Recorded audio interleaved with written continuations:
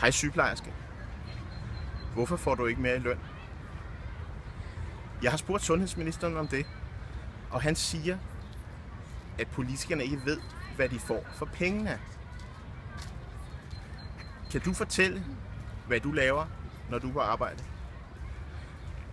Jeg er selv sygeplejerske, og jeg mener, at hver eneste dagvagt, aftenvagt eller nattevagt, jeg er på arbejde, der gør jeg 3 ting. 1. Jeg redder liv.